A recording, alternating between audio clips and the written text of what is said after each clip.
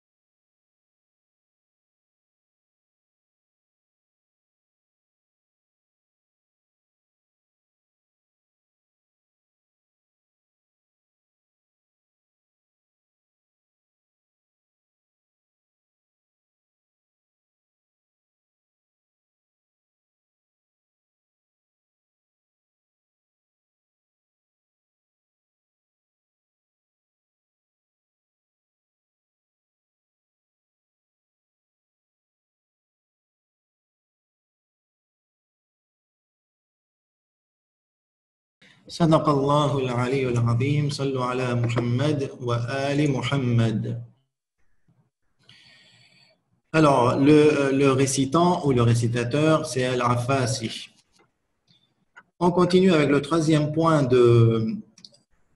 du programme de l'introduction, les versets choisis. Donc, on va demander à Sœur Edham d'ouvrir son micro et de lire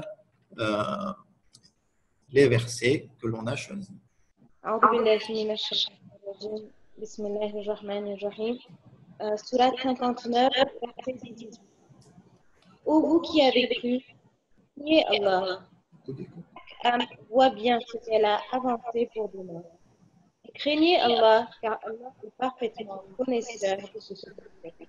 Alors, Sourate 79, verset 40-41. Et pour celui qui aura redouté de comparaître devant son Seigneur et préserve son âme de la passion, le paradis sera alors son refuge. Très bien. Troisième verset. Sourate 91, verset 9, 10. A réussi, certes, celui qui la purifie, et est perdu, certes, celui qui la corrompt.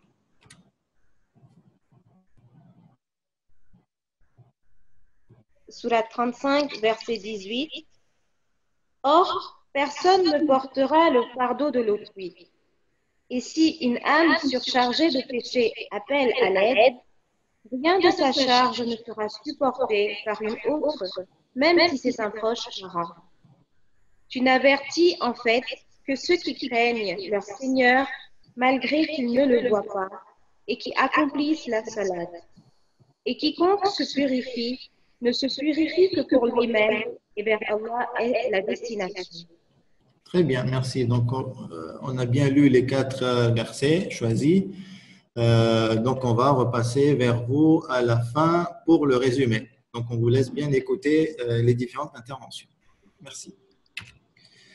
On va passer à la première intervention, celle de Hanif Raja Hussein. Donc, on lui demande d'ouvrir son micro et même sa webcam, si c'est possible, pour qu'on puisse suivre son intervention durant 5-7 minutes maximum. Alors, on va essayer de commencer avec l'analyse. OK. Est-ce qu'on m'entend? Est-ce que c'est complètement catastrophique? Je suis toujours sur la Lune ou ça reste audible? Non, là, tu es redescendu sur Terre. C'est bon.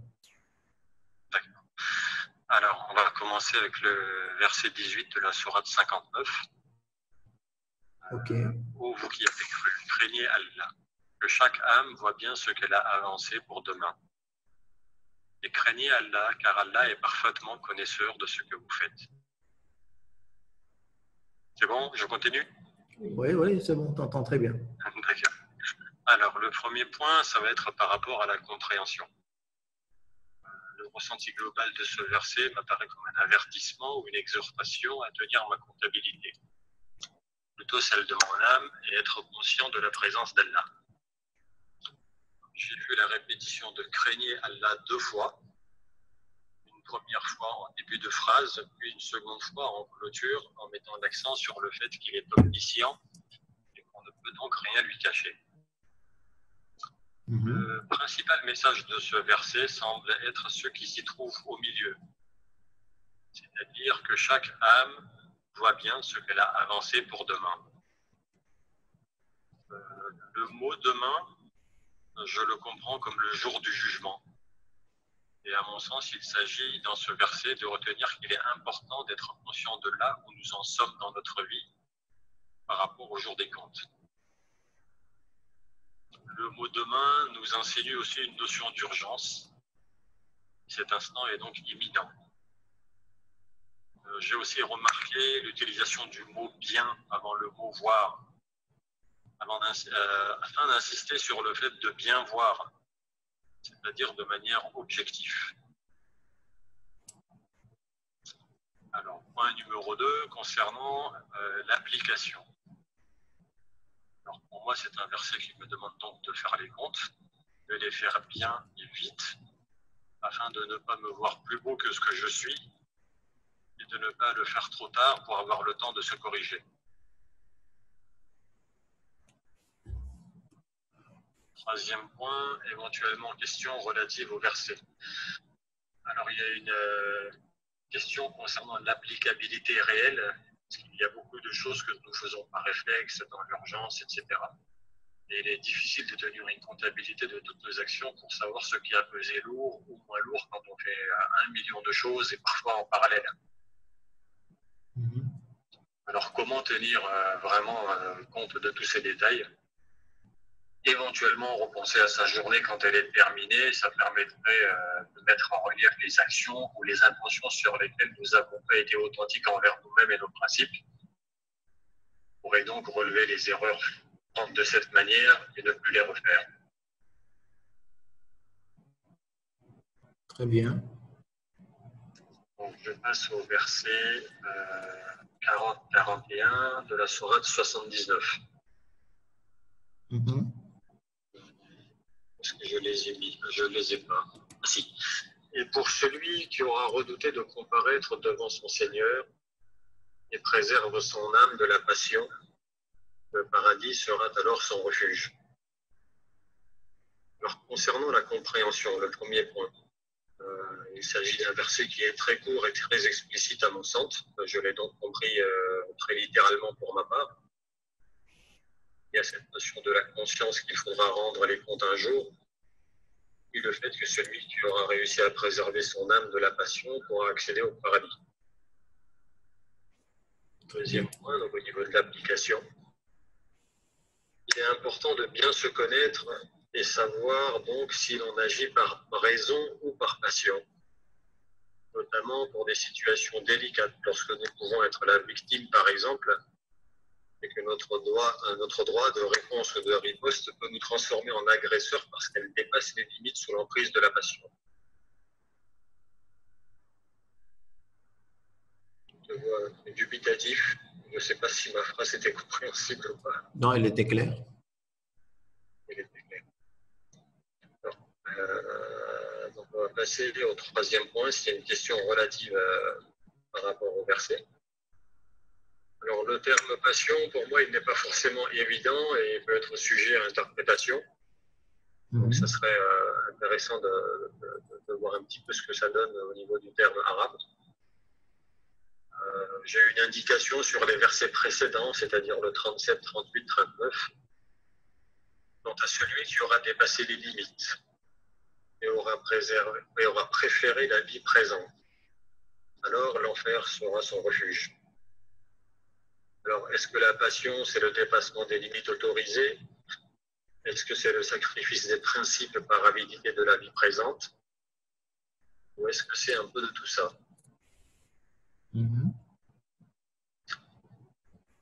Le verset 9 et 10 de la sourate 91. Okay. Alors, a réussi, certes, celui qui la purifie. Et est perdu, certes, celui qui la corrompt. Par rapport au point numéro 1, la compréhension, les deux versets précédents nous indiquent que celui qui a créé l'âme lui a insufflé son immoralité ainsi que sa piété. Et les versets 7 et 8, alors je vais les lire, et par l'âme est celui qui l'a harmonieusement façonné. Il lui a alors inspiré son immoralité, de même que sa piété.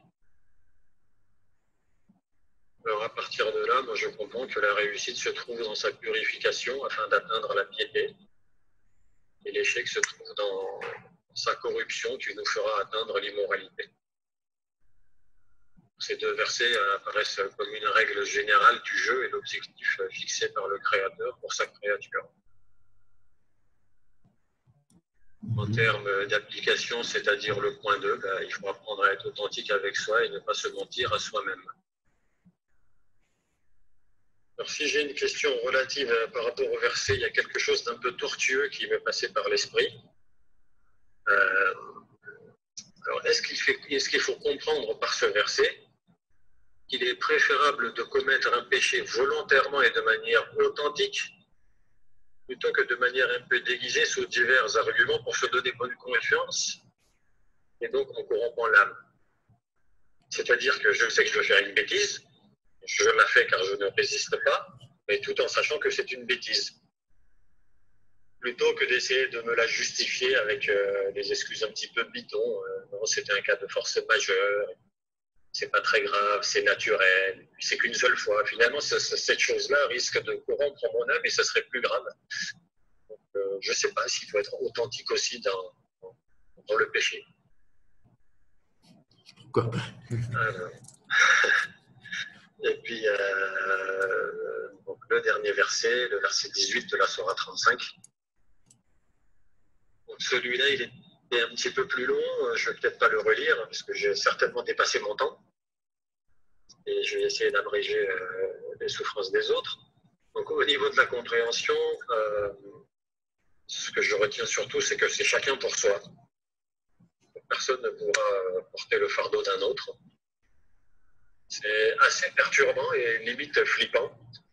Parce que les relations les plus fortes qui existent sur Terre, c'est-à-dire celles avec la proche famille, ne serviront à rien et personne ne répondra à l'appel d'un autre. Alors ici-bas, souvent nous sommes prêts à tout pour nos proches et notre bonheur même, il réside d'une certaine manière dans le bonheur de ceux-ci.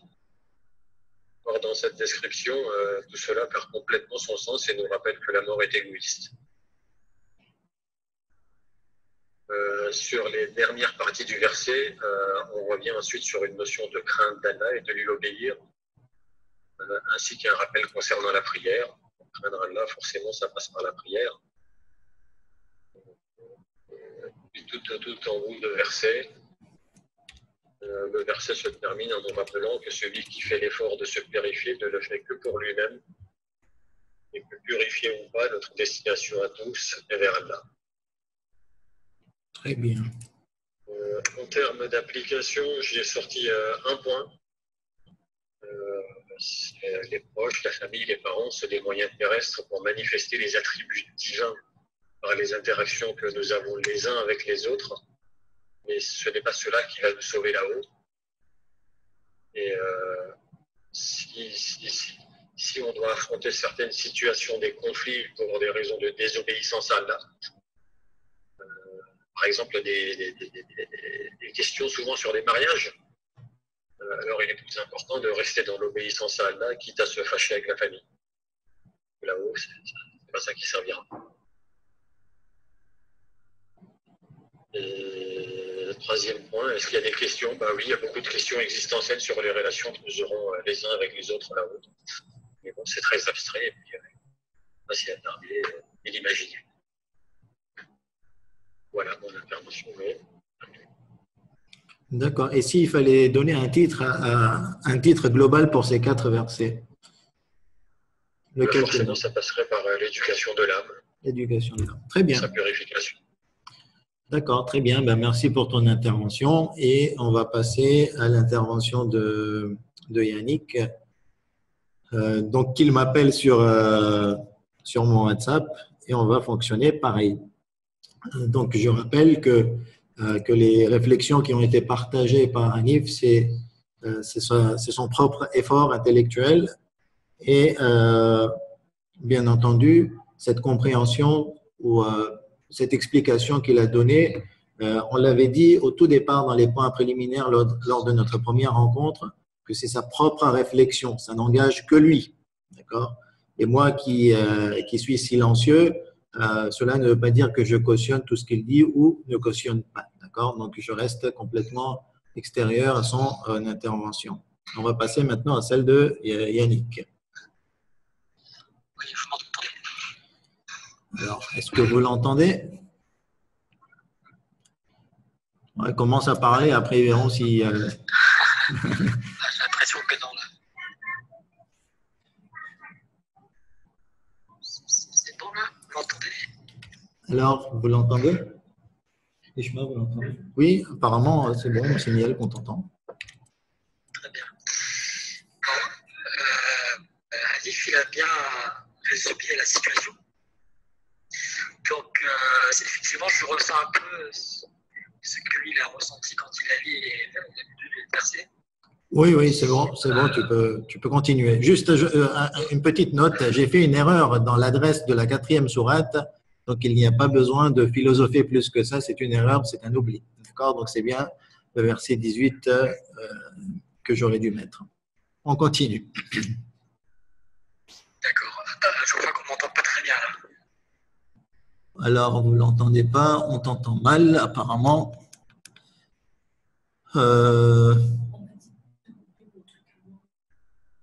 Non, ça n'a rien à voir. Bon, essaye de continuer. De toute façon, moi, je t'entends. Après, on verra ce qui se passe de toute façon. D'accord. Moi, je vais peut-être rajouter juste quelques détails.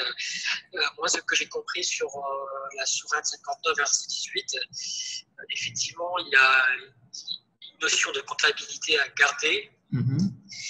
Et surtout que quand on voit, chaque âme voit bien ce qu'elle a avancé pour demain, j'entends par là surtout que chaque âme est surtout responsable de ce qu'il va faire. Effectivement, pour demain, j'avais la même notion du jugement, du jour du jugement dernier. Et surtout, quand on voit où vous qui avez cru, je dirais plutôt que ce message est adressé à ceux qui ont adopté l'islam. Et s'il n'y a pas de compromis possible, puisque là, c'est tout, on ne peut rien lui cacher. Donc, pour la deuxième, donc sourate 79, verset 40-41, ce qui m'a surtout frappé, c'est ça ressemble beaucoup à un théorème, un peu mathématique, avec une condition, si celui qui aura redouté de copain devant son Seigneur, il y a donc une récompense. La récompense, c'est le paradis qui sera son refuge. La passion, pour moi, ici, elle représente surtout effectivement les plaisirs de ce bas monde qui nous tend vers le péché. Des passions comme la colère parfois, la jalousie. Okay. Pour la sourate 91, verset 9-10, évidemment, sur la purifie, la corrompt au bord de l'âme. Purifier, pour moi, ça veut dire qu'il n'y ait pas de péché. En tout cas, on va tendre vers le fait de ne pas avoir de péché pour réussir. Et celui qui va corrompre, évidemment, c'est celui qui va négocier, on va faire des compromis, par exemple. Et donc, celui-là, c'est une âme qui est perdue. Ok. Pour la sourate 91, verset 9-10, c'est un sourate qui est quand même assez. C'est un verset qui est assez stressant. Quand on se rend compte, on ne peut pas effectivement compter sur un de nos proches parents. Et comme disait tout à l'heure Anif, on a toujours tendance dans la vie de tous les jours, quand on a un souci, de le partager auprès des personnes qui sont proches. Et là, c'est vrai que de se dire qu'on va se retrouver dans une situation où on va être seul face à nos actes. Une autre chose que je voulais dire, c'est que avertir, en fait, ce terme-là, en fait, pour moi, ça voudrait dire qu'il est réceptif, celui qui se soumet à Dieu, de celui qui prie. Voilà un peu ce que j'en dis. Bon, je pense que Alif a quand même bien dit ce qu'il pensait. En fait, en tout cas, moi, je me retrouve pas mal dans sa réflexion aussi. Hein. D'accord, tu le rejoins. Et tu mettrais le même titre que lui? Non, je mettrais plutôt la crainte de Dieu. La crainte de Dieu, d'accord. Okay. Au final, quand on regarde ces 4 versets, enfin ces 4, oui, j'ai l'impression qu'on est en train de vivre un examen, une épreuve dans la vie de tous les jours. On a une feuille blanche devant nous et on est responsable de ce qu'on va écrire avec nos actes et nos paroles. Et le jour du moment, on sera jugé sur cette feuille et que nous seuls, on est finalement autour de cette feuille. Et si jamais on a fauté, ben, on va devoir payer. On va assumer. Voilà. Donc, dans la vie de tous les jours, il faut mieux mesurer chaque acte, chaque parole, parce qu'on aura des comptes à rendre. D'accord, très bien. C'est dit dans la sourate 99, versets 7 et 8, quiconque fait un bien ne fuse du poids d'un atome le verra, et qu'un mal fuse du poids d'un atome le verra aussi. Okay. Voilà un peu mon ressenti, on va dire. Ok, très bien. Je te remercie. On continue et on va voir un petit morceau de vidéo, une petite coupure, un petit extrait. Alors, là, vous m'entendez très bien maintenant, puisque je suis le seul privilégié qui parle et qui ne donne pas d'écho. Très bien, donc on a parlé de la réforme et la purification du soi, de l'âme, du nafs, et c'était bien le titre que moi j'avais choisi lors du choix des versets. À partir de là, vous avez tous compris ce que Hanif et Yannick nous ont partagé, qu'il était nécessaire de réformer son âme, son soi, son nafs, pour pouvoir s'élever, que ce soit au niveau spirituel ou au niveau humain, au niveau religieux, et se perfectionner. Et c'est un chemin de vie.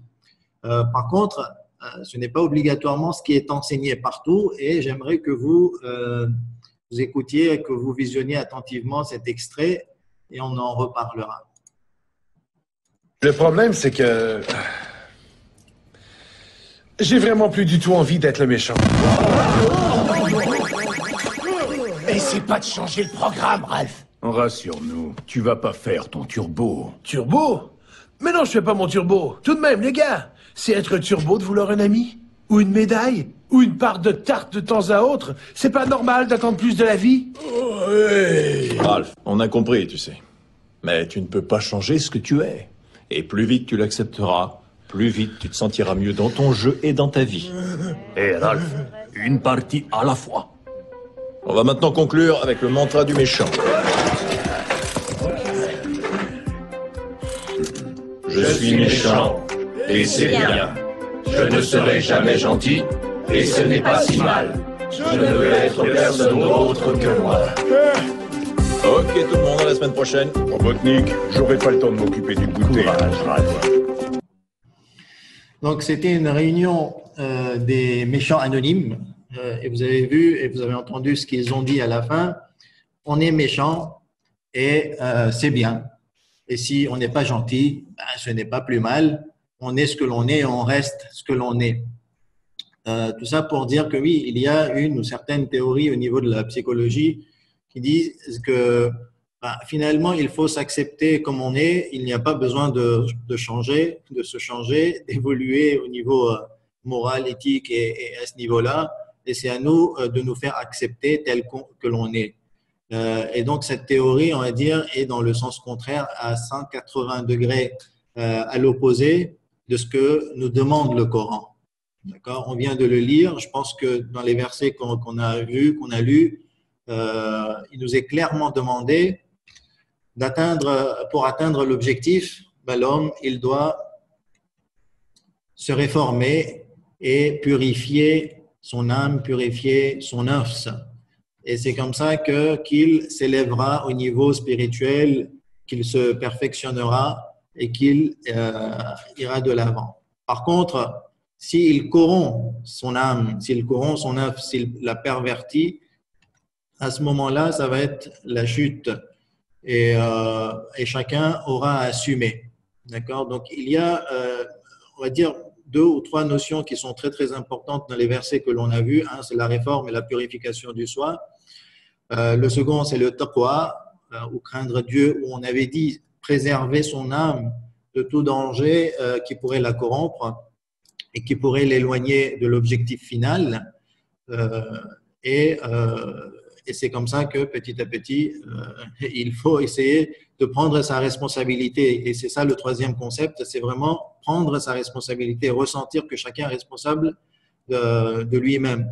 Et c'est là que peut-être que je divergerai par rapport à Hanif et Yannick, où ils ont relevé du dernier verset que l'on sera tout seul. C'est vrai que l'on sera tout seul, mais je ne ressens pas que le verset veuille nous dire que voilà, vous serez tout seul, alors que dans ce monde, vous pouvez vous compter les uns sur les autres.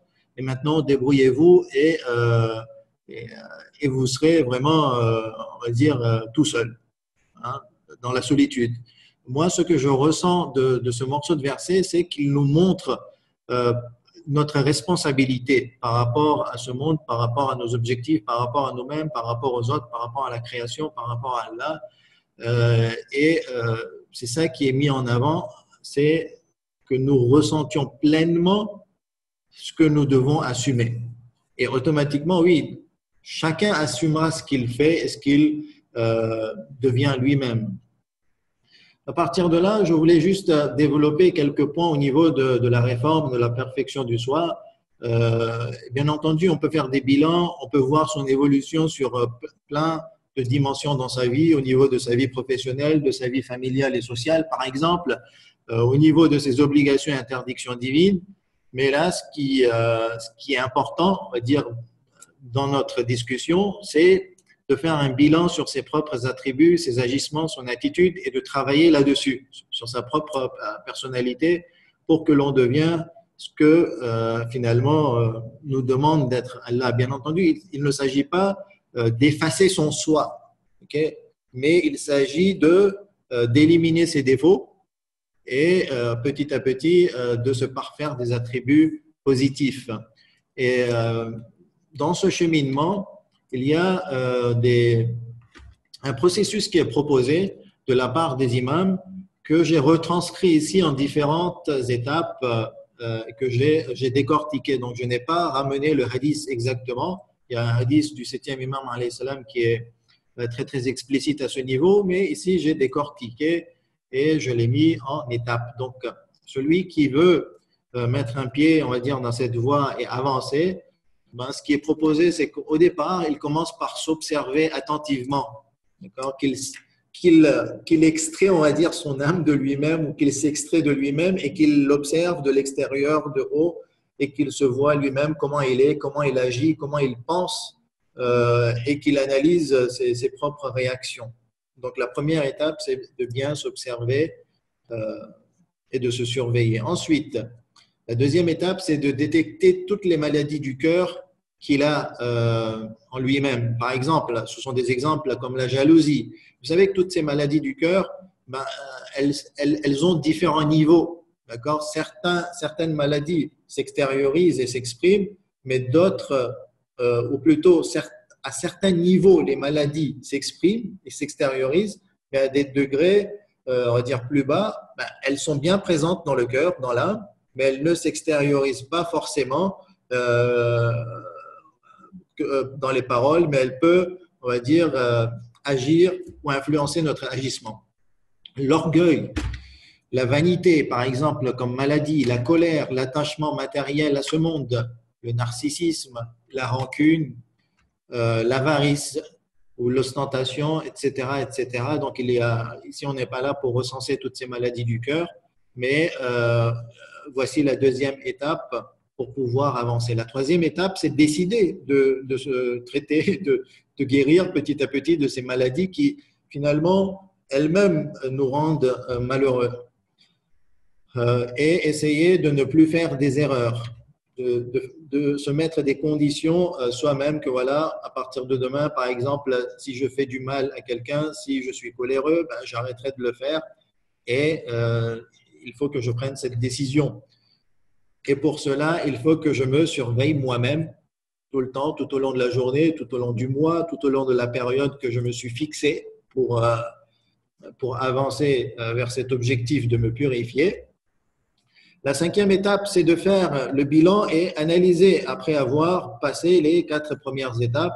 Donc, admettons que si ma période était la journée, d'accord ?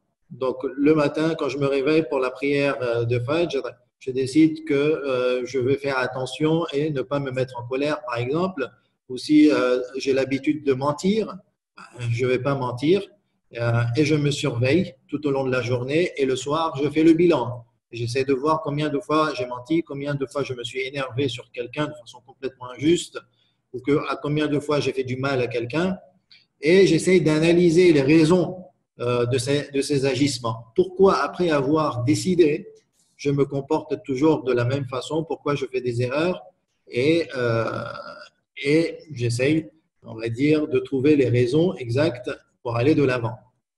Et si j'ai réussi, par exemple, dans ma journée à ne pas faire des erreurs, donc je peux trouver un système où je me récompense moi-même ou si je n'ai pas réussi, alors je me sanctionne moi-même. Par exemple, je donne du sadaqa aux pauvres ou je fais un jeûne ou je m'oblige une certaine action pour que le lendemain, je vais me souvenir et que je vais me surveiller de plus près. D'accord? Donc, je me récompense ou je me donne des cartons jaunes et des cartons rouges. Et enfin, la dernière étape, c'est toujours prier Allah. Si j'ai réussi, alors le remercier. Si je n'ai pas réussi, je demande son aide. Parce qu'au final, il y a même un verset et des hadiths qui l'indiquent, il me semble, que c'est Dieu qui purifie. D'accord? Donc, c'est lui qui va purifier notre âme si on fait des efforts dans ce sens-là. Donc, voilà, en gros, en résumé, les 7 étapes qui nous sont indiquées dans les hadiths et de la part des savants de l'éthique et de la morale pour pouvoir, on va dire, s'améliorer et qu'Allah nous donne la grâce et qui nous aide pour que petit à petit, on essaie de s'améliorer soi-même et qu'on essaie d'éliminer nos défauts. Et ça pourrait être un programme de vie parce que cela ne se fait pas du jour au lendemain. Donc, on va laisser la place maintenant à Sœur Irham pour nous faire part d'un résumé de son regard concernant cette session. D'accord? Donc, je vais la prier de m'appeler sur mon WhatsApp, à moins que le problème de l'écho soit résolu. Alors, pour résumer notre séance, on a commencé par un hadith de Imam Ali alayhi salam pour expliquer la grandeur du Coran, c'est-à-dire qu'il nous a conseillé dans le Nahj al-Balagha de l'apprendre, de comprendre le Coran, de se guérir avec le Coran et de parachever sa lecture. Ensuite, on a eu une écoute du Surah Mu'minun, ayat 18 à 27. Ensuite, ce qu'on a tiré de l'intervention de Hanif Bey et de Yannick Bey, ils ont été assez philosophes, je ne pourrais pas faire mieux, mais on va essayer. En gros, les ayats nous rappellent, nous avertissent sur le fait d'être conscient de la présence d'Allah, que chaque âme devra répondre de ses actes, devra donner des comptes à Allah subhanahu wa ta'ala au jour du jugement. Donc, il est important de savoir où on en est dans notre vie ici-bas. Il faut se réformer, il faut purifier notre âme. Allah nous a émis des limites qu'il ne faut pas dépasser, sinon on risque de corrompre justement notre âme. La réussite, pour la réussite de la purification de l'âme, les imams nous ont demandé, nous ont montré différentes façons de procéder. Ils nous ont par exemple dit de s'observer attentivement, c'est-à-dire voir où on en est, qui on est, détecter les maladies de notre cœur, par exemple la jalousie. Chacun saura qui il est à l'intérieur de lui-même.